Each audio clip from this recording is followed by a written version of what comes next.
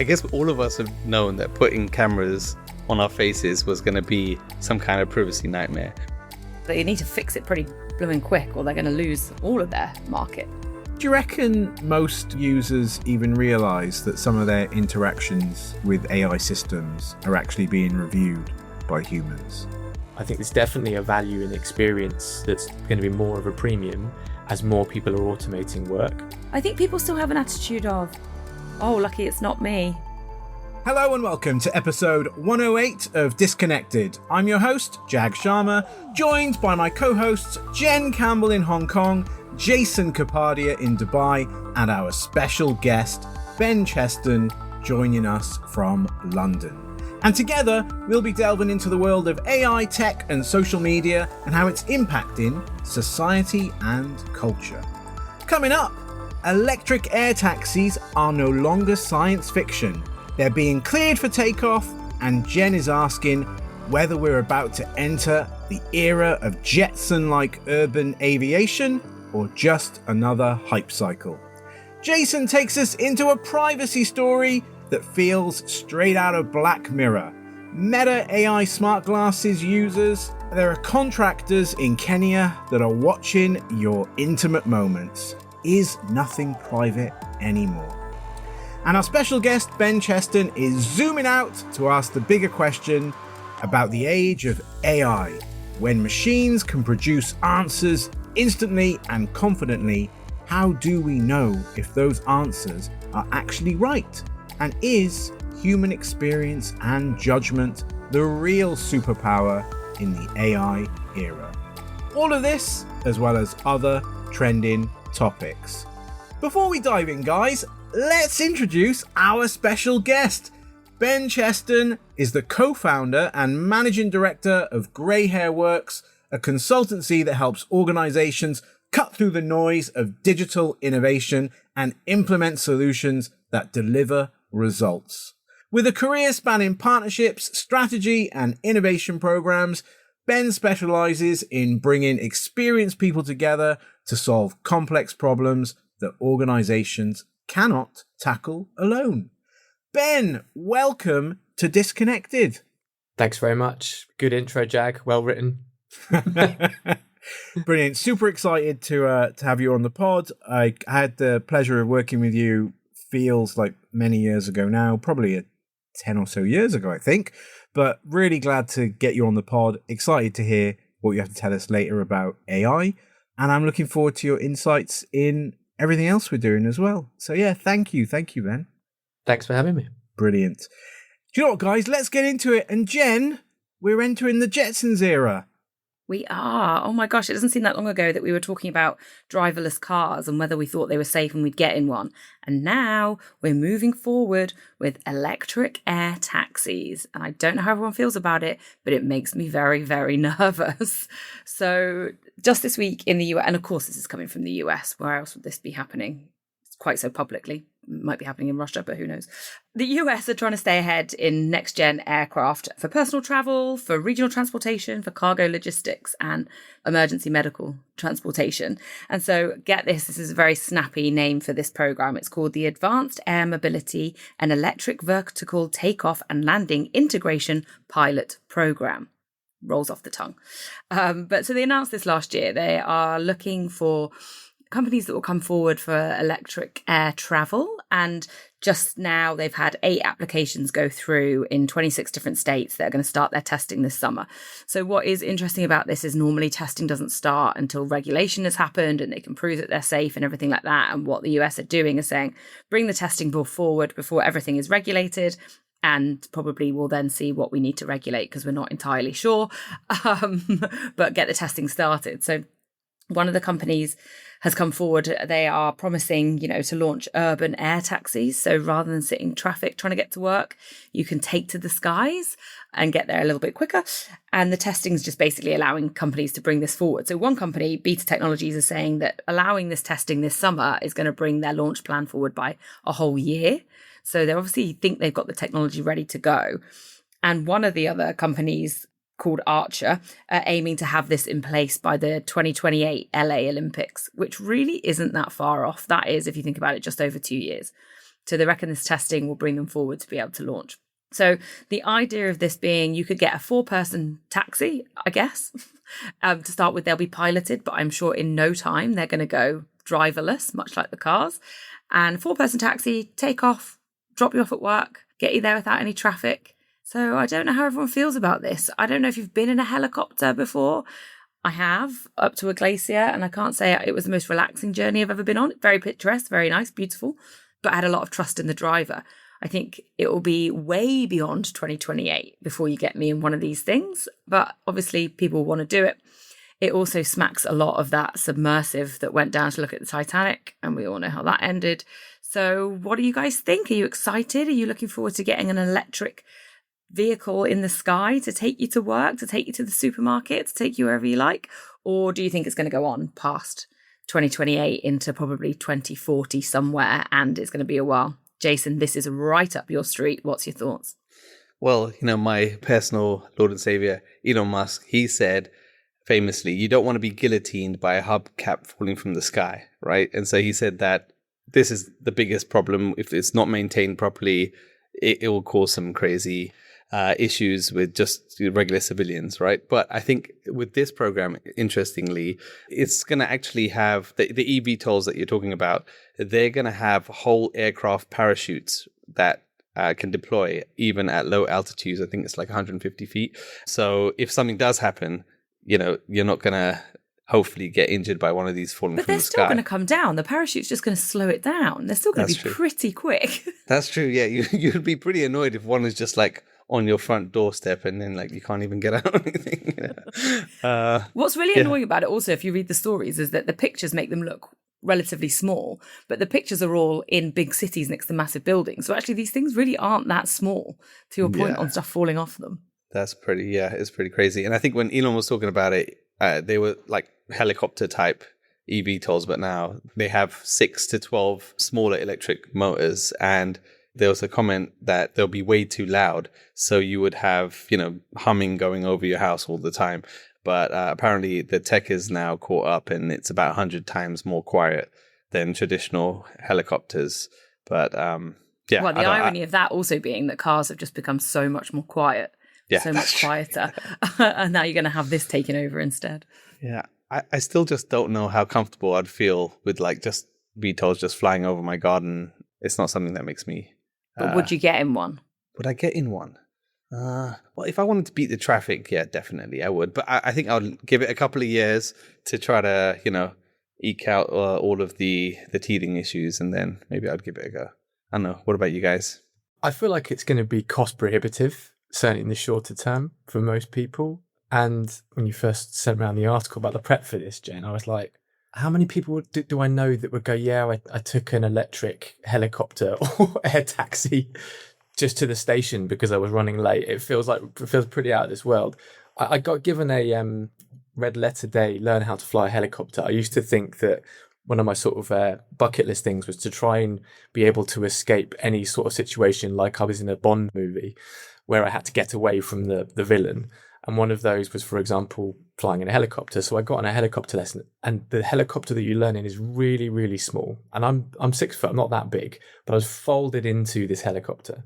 So depending on the size of these things, like if you're doing anything other than just getting to work quickly but not carrying anything, I thought about how's that going to work in terms of my bag or my gym kit or whatever.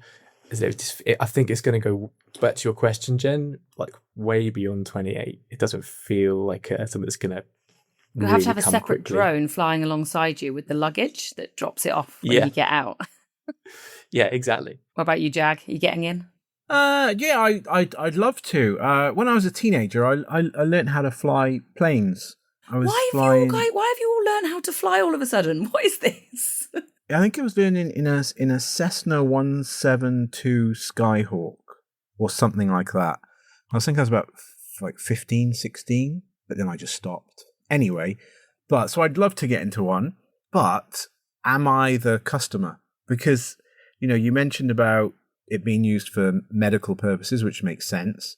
But is it more for tourists, or is it more for the super rich that want to fly to or from whatever, like a concert or a stadium event, or fly to their flight, fly to an airport? Is it just likely just going to be used for airport transfers and high value clients? Is it really going to be accessible to the likes of you, me, and Ben, or is it just going to be, for people like Jason and above? I don't know anybody that currently takes a helicopter to work or an air taxi. So it's fair. We're in the wrong circles, aren't we? Yeah, that's true. Yeah, I mean, I know a lot of rich people, but I don't know anyone who would want to, get into one of these things. I think they have some air taxis around here in Dubai, but I don't know anyone who's tried it. So, yeah. I don't even think the Uber delivery by drones ever took off, did it? Never mind putting people in these things. It could be used. I could see it as a use case for VIP ticketing. So let's say if you're living in Hong Kong and you've booked a 5-star stay in Macau, I think that could totally work, rather than take the 40-minute ferry. Because they have helicopters who do that, yeah. Yeah, but are these, I don't know if these would be quicker or more accessible than the normal helipad takeoff. But that could be a use case. I do see it as also, if you're traveling first class long haul, maybe that could be something that is sold as an add-on. I could see it as like an experience thing, but day to day, unless we're all driving them around ourselves. But then does that just take traffic jams into the sky? Okay, well, Jace, I think we'll leave it to you to test it out in Dubai and then feed back, because you're the one most likely to try it out of the three of us. That's your homework. We'll get back to us. We'll give by you 2028, we want to know how it was. I was going to say within 3 months. But there's little chance of that. Well, one other question before we move on. I wonder if people actually feel comfortable, because that was the thing I didn't understand from this. Is it actually going to be comfortable? Because if it's not comfortable, then I don't know if speed and ease, but then if it's super uncomfortable, I just don't know. They'd have to make it comfortable. There's no way they could launch it. Like to your point about being 6 foot, if you're anything over 6 foot, they have to allow for it somehow. It can't be like getting on a Ryanair flight. Yeah. Okay. All right. Fair enough. Should we move on? And Jace, I'm really intrigued by this story because, obviously in our prediction episode earlier this year, I made a bold prediction about AI glasses, and I was considering to buy myself some Meta Ray-Bans, but you might have a strong reason as to why I shouldn't. Yeah, I mean, I guess all of us have known that putting cameras on our faces was going to be some kind of privacy nightmare. What's coming out of Sweden in the last month? There's an investigation by Svenska Dagbladet. Sorry, completely murdered that one. But yeah, it's a total wake-up call. And we're not just talking about data logs or anonymous files anymore. We're talking about actual real people, thousands of contractors in a firm in Kenya, sitting in cubicles watching first-person footage of users in their most private moments. And I'm talking about people using the bathroom, people getting up dressed, even people in bed doing the naughty. Anyway, so yeah, it's the scariest part is these glasses have a visible recording LED. Jag, as you know, you've got the smart spectacles, right? And so that's when you manually capture. But there's voice triggers like Hey Meta that have a rolling buffer. And the investigation suggests that false activations send clips without the light ever coming on. And it means that passive recording happens more than users realize, capturing bystanders or private home moments without consent. So, the glass is just sitting down on your table, but it hears the voice prompt to start recording, and it will just start recording. And that's what's been happening. And now from a dev perspective, I get why Meta's doing this, right? To make glasses smart, they have to be able to recognize things like landmarks, or tell you what's in your fridge. The AI needs to know a thing called ground truth, right? And it needs a human to look at that frame and say, hey, that's a credit card. Hey, that's a child. But less and less of that is relevant now. But Meta's big defense is always, don't worry, your data is blurred and anonymous. But this investigation proved that's just not true, right? The auto blur tech is failing consistently, especially in low light, like a bedroom or hallway or bathroom. And this isn't just a glitch, I think. It's the privacy tax.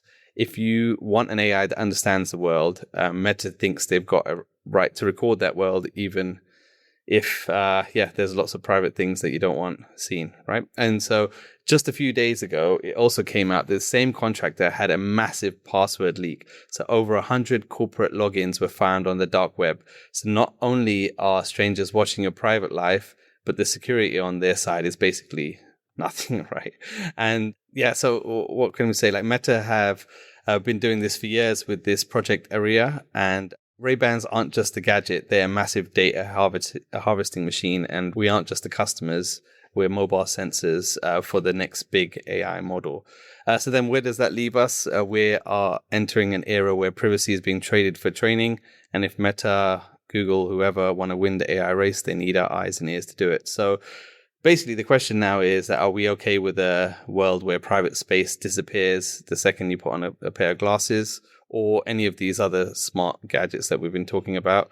Or do you reckon there's going to be like a real demand for local AI where everything that you say or see stays on the device and never hits the server? And that maybe hopefully becomes law. But the thing is, then how does the training take place? What's your guys' thoughts on this? I was chatting to a cybersecurity company recently that was talking about the fact that lots of the businesses that have held people like Marks and Spencer's to ransom have been taking the data, but the data is quite well encrypted, but they don't have the computing power to decrypt it. But quantum computing is going to come along and enable them to compute. So they're just holding them ransom because of the fact they've stolen the data rather than actually being able to process it. When that comes along, it's going to be really scary. And your point around when that data is so rich into people's personal lives, that really, really, made me quite scared. I don't feel like it's, as you said, if it's in it's being done to capture that data and this is the tax that people are paying, that feels like a pretty high tax to be giving away personally. And I've usually I don't really care what companies have about my data. I'm quite comfortable with that because it usually improves my experience. But once it's an invasion of being on the toilet or saying things personally, passwords, whatever, that feels pretty scary to me. Chase, do you reckon that most users even realize that some of their interactions with AI systems are actually being reviewed by humans? It's just like always, people press I agree. They want to get to the good bits and see what the tech can do for them, right? And I think a lot of people know in the back of their heads that potentially this could happen, but they trust in big tech to be on their side. But it seems like what's coming out right now is they definitely are not taking all the precautions that they should be. Jag, you've had these glasses, the Snap glasses, and I think you've got the Meta ones, right? I've not got the Meta ones yet. Okay. Because I'm trying to be more sensible with my money, and that's quite depressing, but that's a different topic. But yeah, no, I had the Snap glasses, and I used them for quite a long time, and I took them with me everywhere. So Snapchat, they know a lot about me for sure. But luckily I don't use them anymore because they died. Whether I'd now use the Meta ones, I'm unsure.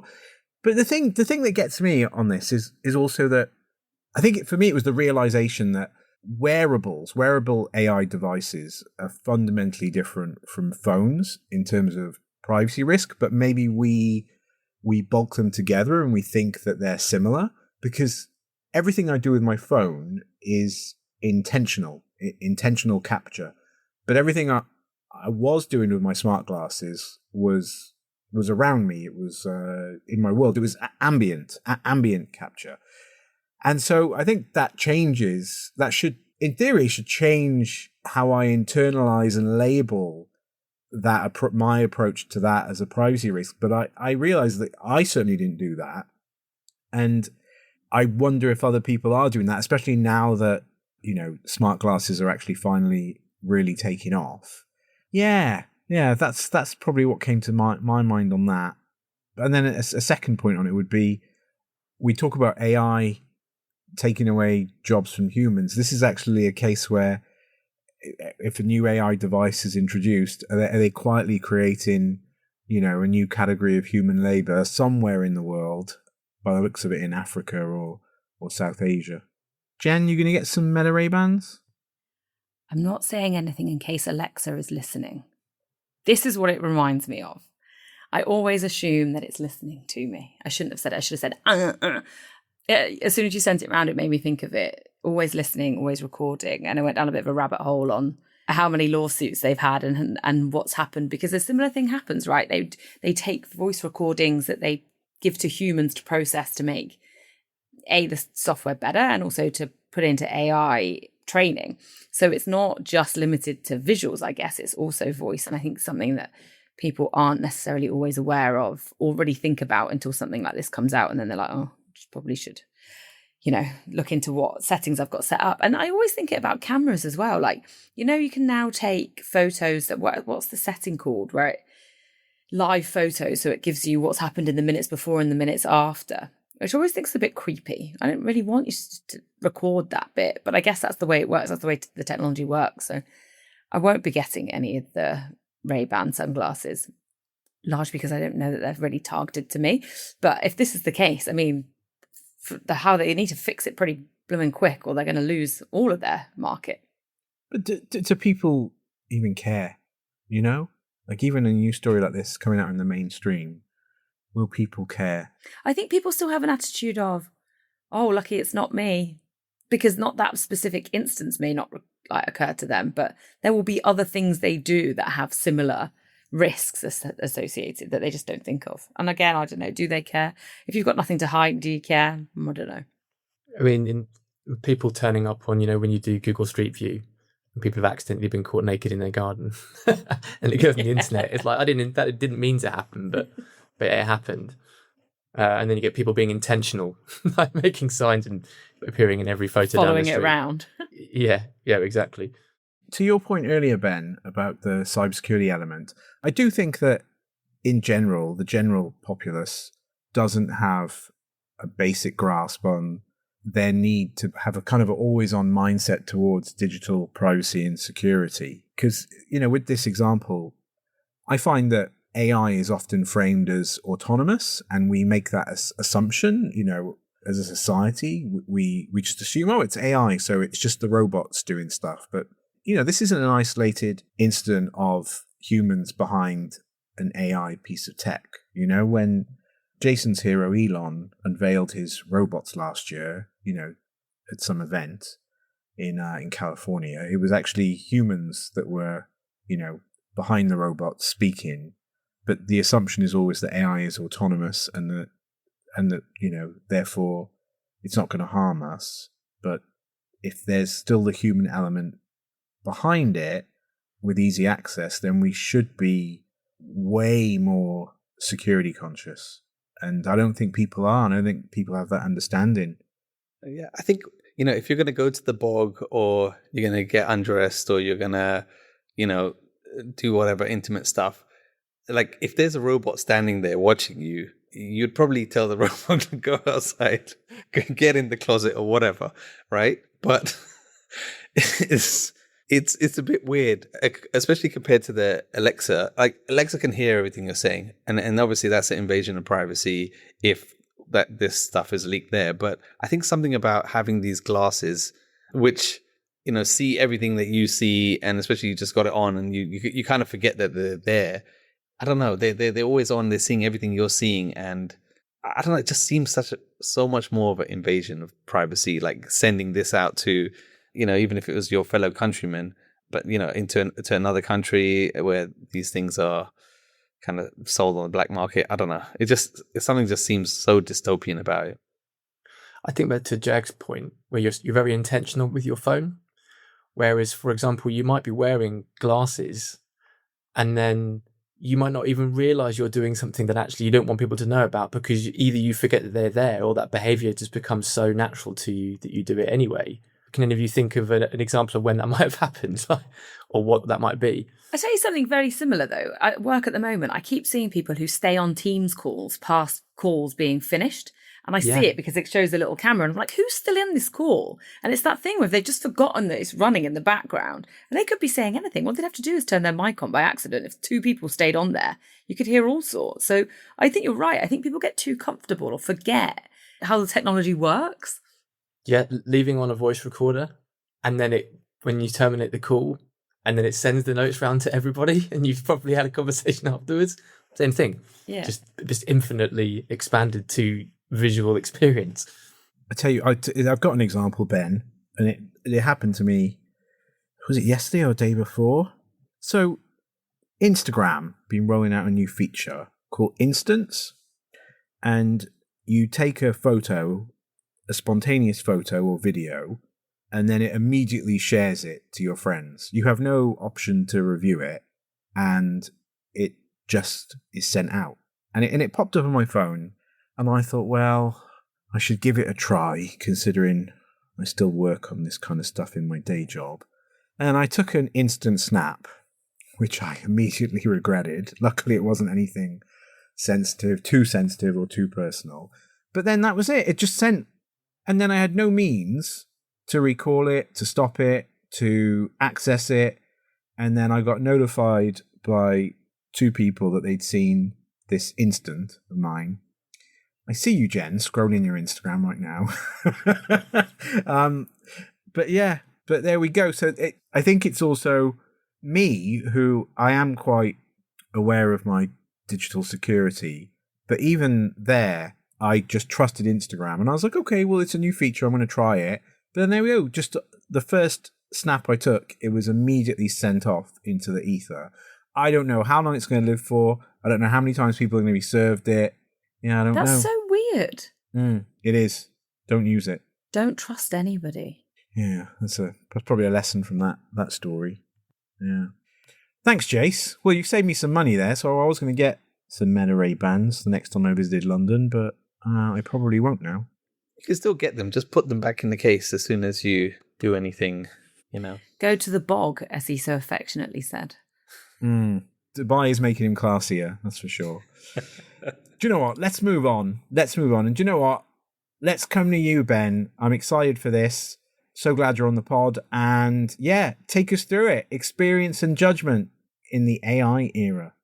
It feels a little bit boring after talking about air taxis and being caught on wearable glasses going to the toilet. But I thought a topic that might be interesting just really stems from some of the experience we're having within Grey Hair Works, where basically we work with people that have got experience in working in big organizations, deploying technology to help drive marketing or commerce agendas. And the thing that we work with them on is that they've had the lived experience of what will work, what doesn't work, the language that you need to use, the pitfalls you might come against, and actually how not just to explore it or learn about it, but to how to make it work across the organization, how that's going to deliver some form of business impact. But it also extended into how we use answer engines ourselves, and lots of people are trusting answer engines for the definitive answer rather than actually having some form of judgment on whether that answer is actually right, and certainly in context of whatever you're trying to do. And actually, I was listening to the predictions podcast that you guys put forward, and Jen, I think you had one around like an autonomous grocer agent that would basically help you with shopping across multiple grocers.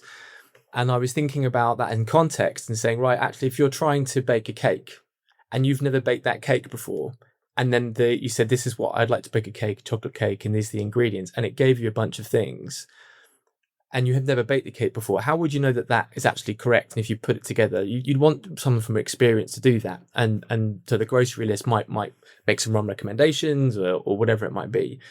But it become more serious. It could be, if you've got, a lot of people will often Google illnesses or used to Google illnesses, and now they'll go to ChatGPT, Claude, other answer engines are available to be able to say, look, I've got these symptoms. What could it be? And, and I remember Google will always say, go to hospital now, you're about to die, when actually you're probably fine.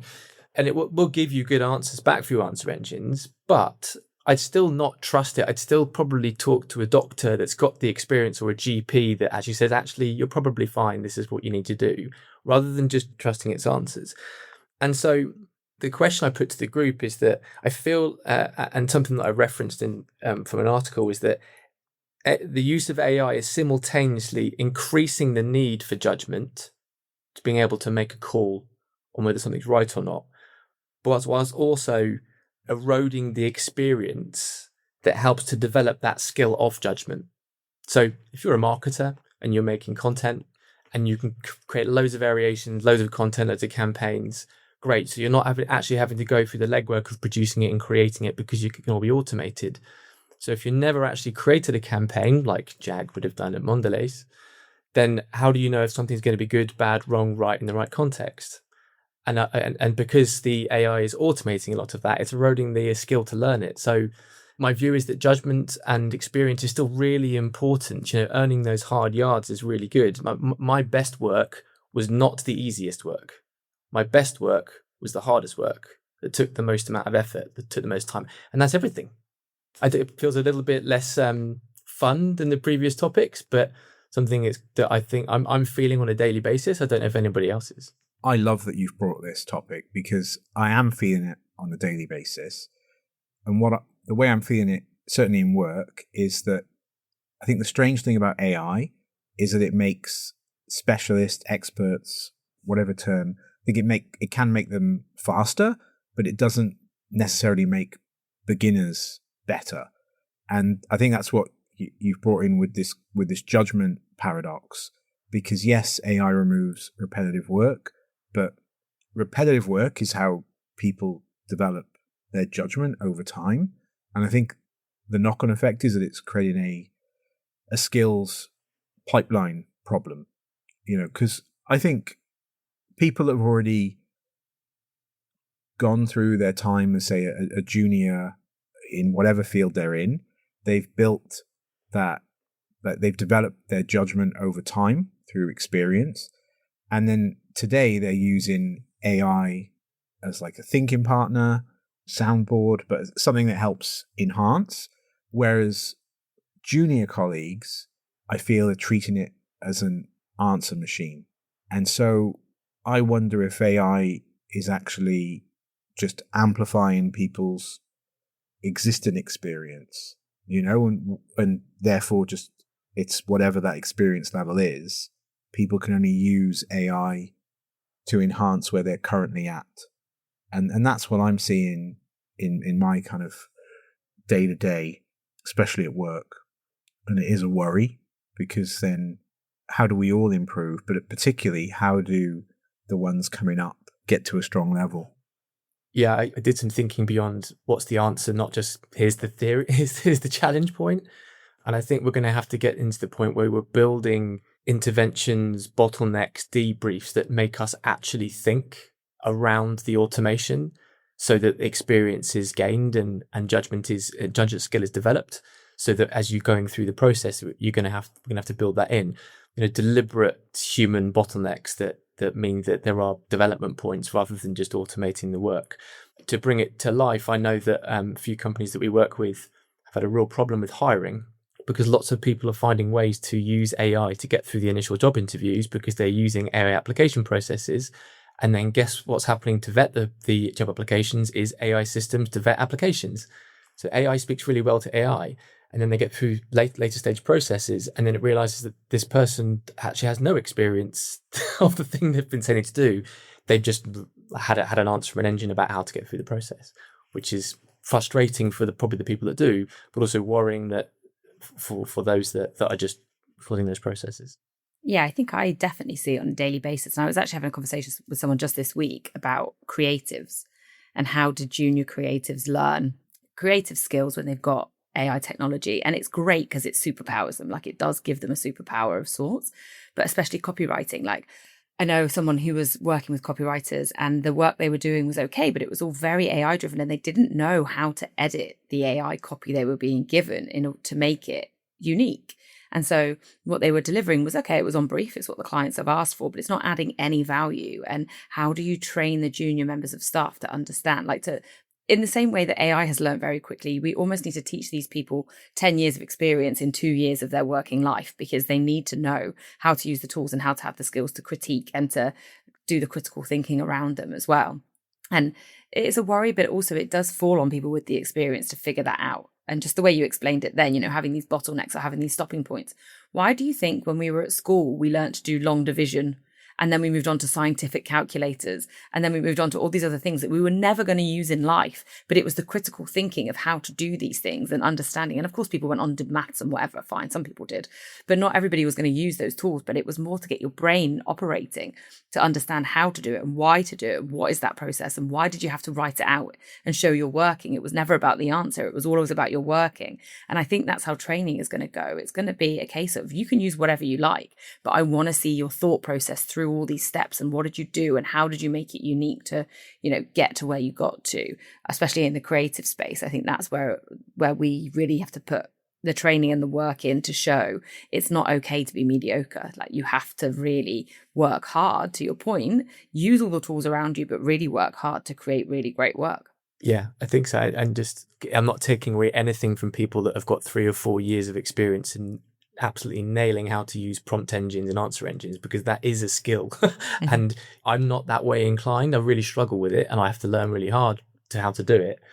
But at the same time, that in itself will be an experience that people can learn at and learn and develop. Jen, my kids are at that point where I'm having to battle with them around, you could just answer engine this, but how do you write that on a piece of paper? Or if the teacher asks you, how are you going to explain how you got the answer and rather than just reading it out? So it's absolutely right. Yeah, a couple of years ago, you would pay huge bucks to get answers, for whatever problems you had from these consulting firms. And now that's completely turned on its head, where answers are cheap and it's the right questions that are the scarce things, right? Asking the right questions. So, looking ahead, if judgment is going to become more scarce, could we see a premium on pre-AI experienced leaders or new roles focused on specifically growing human judgment? And I don't know, what do you think about how this would affect future career ladders? I think that's where, to Jen's point, and we were mentioning, we've got to build you. Basically, you'll learn the experiences. You'll have to go through the experiences in order to gain that advantage. Actually, one of the things that I've come across is you creating these vaults and libraries of how it used to be done as a pure mechanism that helps you to be able to make the right judgment call on things moving forward. It doesn't give you the exact answer because there's going to be different context, different time, different setting, different place. But it enables you to then think about how the things that you'll read about is the processes that we use to make that judgment call rather than the outcomes and outputs.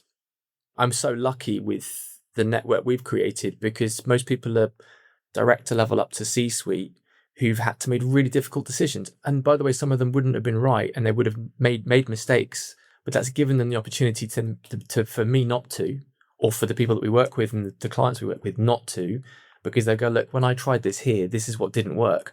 By the way, that might work for you, but these are the things we had to think about when processing that, making that judgment call. That means that that might be the right decision for you or something else. So I think there's definitely a value in experience that's going to be more of a premium as more people are automating work. And actually, there are lots of people who are in older generations who are looking for work, who have lots of experience. And it's not just necessarily older, but people that have been at work because they've had kids, or there's amazing talent and skill and experience that's being left on the shelf that wants to work and has great experience that can be applied. And I think there probably will be a scarcity of that in the shorter term before we figure this out. I know a number of organizations are working on coaching their teams up on the skills that can't be replicated by AI, because the AI stuff can be picked up really quickly. But the ones that are harder, is judgment being one of them, but it might also be negotiation or coaching or things like that aren't necessarily completely outsourced to AI, are skills that they are learning more of because everything else is being infinitely scaled. Ben, in this AI era, what do you think will become more valuable? Intelligence or judgment? And the reason why I ask that is because, to Jason's point and what you built on as well, it seems like we could be heading towards a time where in organizations there's a small group of experienced people making all the decisions because people coming up haven't developed that judgment yet. But then is it that if intelligence is somewhat outsourced to AI, is judgment going to be the key deciding factor for what makes great senior leaders in the near future? Well, now even, because we're in that AI era. I mean, I think it's going to be one of a good collection of skills. I don't think it'll be the only one. And I'm definitely not an AI expert. But what I can say is that all the benefits of having experience and have been through doing something mean a lot, like actually doing it, whether that's building it or learning it or working through it, carry a lot more than just being told. Like that old adage of just because you read it in a book doesn't mean that you've actually experienced it. And I think that will carry a lot. How that manifests itself as judgment or empathy or what all the things that we read are not going to be replicated by AI as easily. I think that is going to be really, really important. I don't think that it's just going to be a small group of people making all the decisions, but generally that's how most businesses are run anyway. Like generally most decisions come down, autonomy is given and people make decisions in certain areas, but it all ladders up to who's accountable and who's carrying the can.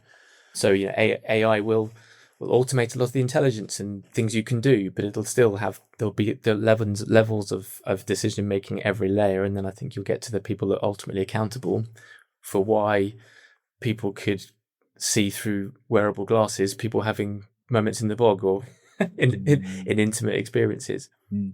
Are you finding any concerns from your clients or anything, or any of your clients raising this issue about, AI and judgment and, future proofing, their own expertise?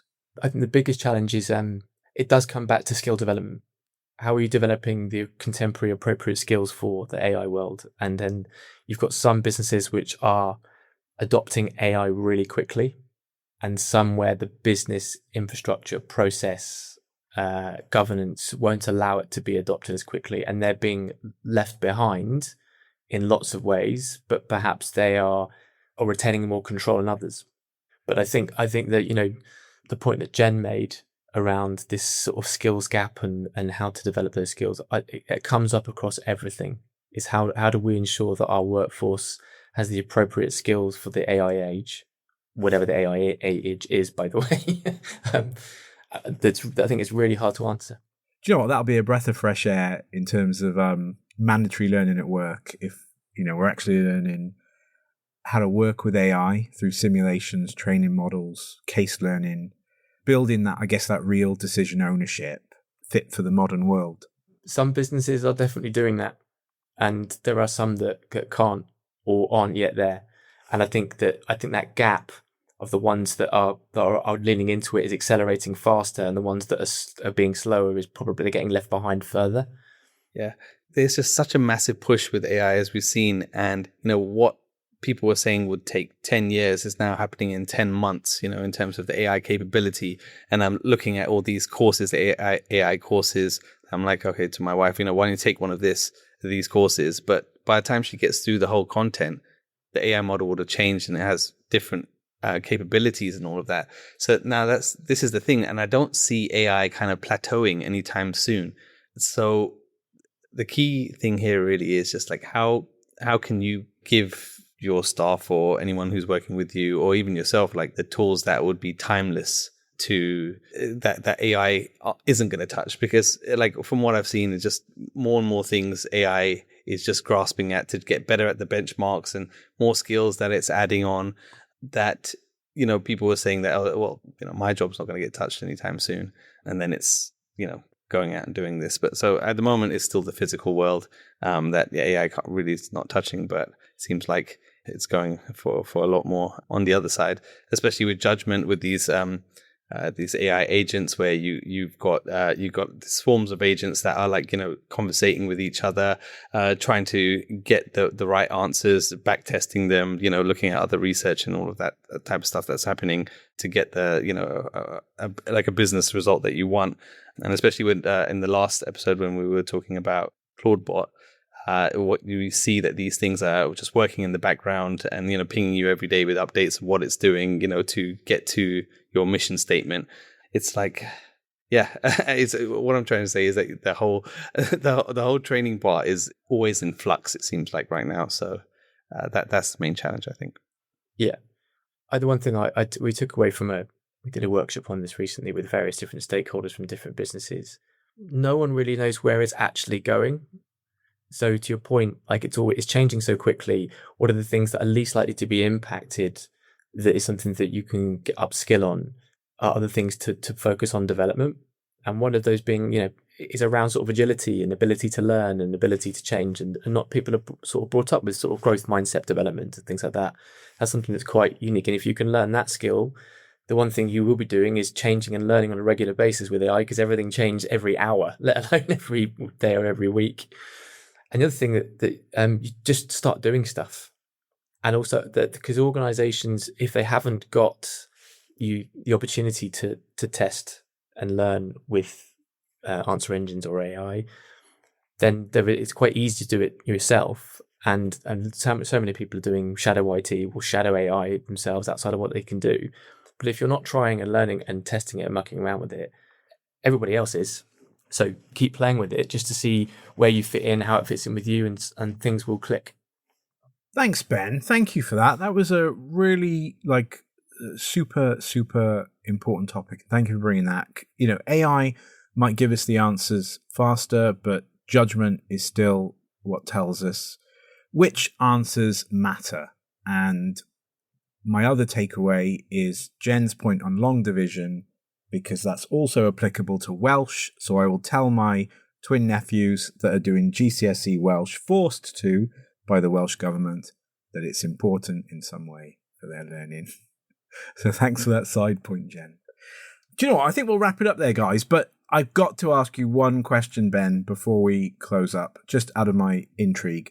You are managing director of Grey Hair Works, but unlike Jason, I don't see a single grey hair on you. So I need to know why on earth why on earth that makes you qualified to run Grey Hair Works. Well, I mean, it's a very valid question, and something I have to justify every time I meet anyone. My two co-founders very much have full shocks of grey hair, but the Grey Hair Works represents the network of experience rather than mine. I'm just a facilitator of that great experience and knowledge that comes from those individuals and the product that we lead on. One thing to add is that we are very inclusive at Grey Hair Works. Some people have no hair, some people have dyed hair, some people are still earning theirs, but it absolutely represents people who've got experience, have sort of been there and done that, and then can apply it in a way that gives them both literal and metaphorical grey hair. An equal opportunities employer. I'm sure the day you start getting grey hair, your two co-founders will be ecstatic. Brilliant. Well, thank you, Ben. Thank you for coming on the pod. Thank you for sharing with us, and super interesting chat. Hope you enjoyed it too. Thank you for your time, Ben. Thanks for having me, guys, and nice to have a conversation with you all. Brilliant. Thank you, Ben. Thank you, Jen. Thank you, Jason. This has been episode 108 of Disconnected, and we'll see you on the next one.